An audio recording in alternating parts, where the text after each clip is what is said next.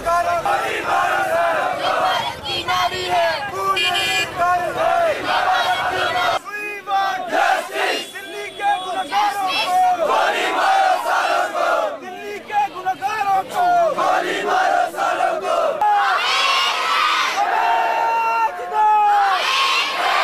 नारा देगा हम अपना अधिकार मांगते, हम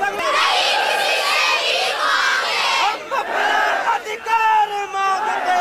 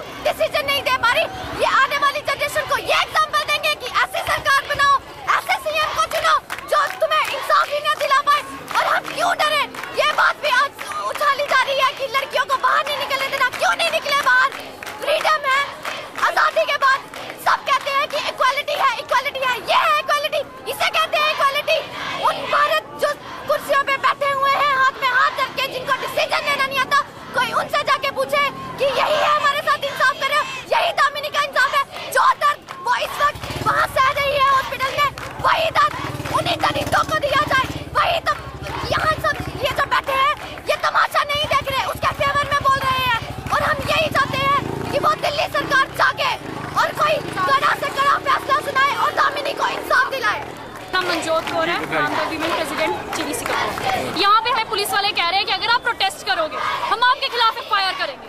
मैं इनसे ये पूछती हूँ, मैं सबसे पूछती हूँ सर, जो लोग ये दरिंदापन करके चले गए उनके खिलाफ कोई सजा नहीं, वो कर सकते हैं, लेकिन अगर हम बोले तो हमारे खिलाफ FIR।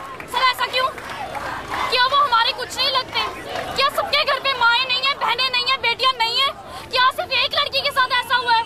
नहीं सर, एक लड़की के साथ ऐसा नहीं है, सारे इंडिया के मुंह के ऊपर एक बहुत बड़ा तमाचा। और दूसरी बात, हमारे MLAs, हमारे MPs जब हमसे वोट मांगने आते हैं ना, अगर कोई लेक्चर डिलीवर करते हैं, सबसे पहले क्या कहते हैं? मेरे भाई और मेरे बहनों। मैं कहती हूँ अगर बहन का दर्जा दे नहीं सकते ना, आज के बाद अगर लेक्चर डिलीवर करने आओगे तो ये नहीं बोलोगे कि हमारी बहनों। हम आपकी बहनें तब होंगी अगर हमारी सुरक्षा आपकी जिम्मेदारी होगी। अगर आपकी सुरक्षा नहीं कर सकते तो क्यों आगे कहते हो कि हमारी बहनों नमस्कार? हम आपकी बहनें नहीं, हम आपकी बहनें तब होती जब हमारी सुरक्षा का पूरा प्रबंध करते। यही कहना चाहूंगी मैं कि आप क्या कहते हैं सुरक्षा को लेके? मैं ये कहती हूँ कि एक लड़की, हम कहते हैं कि रात को बाहर निकली, इंडिया में हम कहते हैं इक्वालिटी आर्टिकल, ये वाला आर्टिकल, फलाना फलाना फलाना, लेकिन आज भी एक लड़की को बाहर निकलने का अधिकार नहीं। ये 2012 है।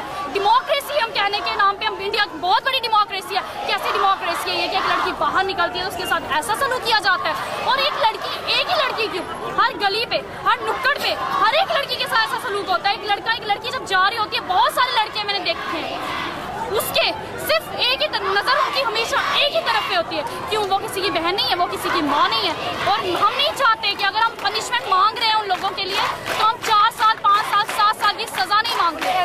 उनको ऐसी मौत मिलनी चाहिए, ओपन में फांसी होनी चाहिए, ताकि जो लोग देख रहे हैं उनको भी एक ऐसा सबक मिले। इंडिया में ऐसा बार बार इसलिए होता है क्योंकि इसके खिलाफ कोई लॉ जो है ना इतने सख्त नहीं, ऐसे सख्त लॉज बनाए जाए। वो लड़की जब कोर्ट में जाएगी उस पर ऐसे क्वेश्चन पूछे जाएंगे कि वो सोचेगी कि रहने दो, मैं अपने घर पे ही ठीक हूँ। मेरे साथ एक बार ऐसा हुआ कोर्ट में, बार बार मैं ये सारी चीजें फेस नहीं करना चाहती। ऐसा हमारा ट्रायल सिस्टम है, ऐसा हमारा जुडिशरी सिस्टम है। मैं कहती हूँ अब तो कम से कम जागो, कितने केसेस होंगे तब जागोगे।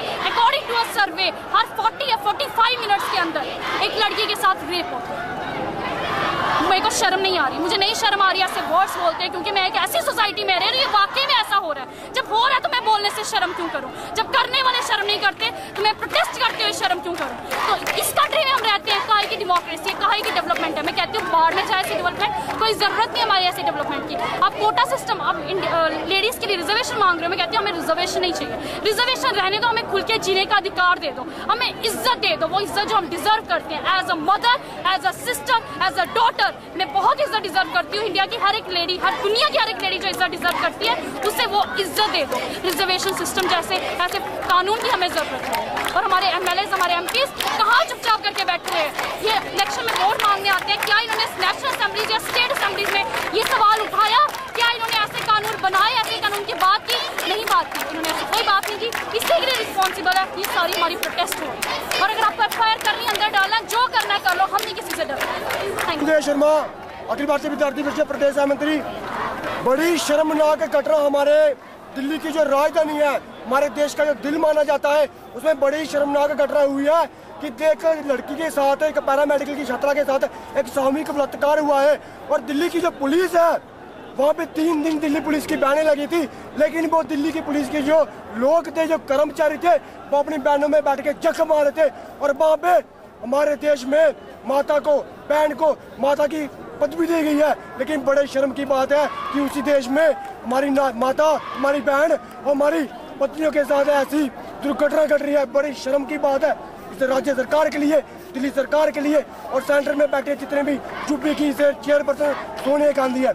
इसके साथ ही साथ हम सारे कॉलेज स्टूडेंट यूनियन के बैनर तले और पूरे देश की स्टूडेंट के यूनियन के बैनर तले ये मांग करते हैं कि जो भी आरोपी आइंदा इस तरह की घटना करे, इस तरह का कोई कुकर्म करे, उनको सरेआम चौराहे पे लड़का के फांसी दी जानी चाहिए, ताकि आइंदा से कोई दरिंदा हमारी माता, हमारी बहन की तरफ इस तरह देखने की हिम्मत ना करे।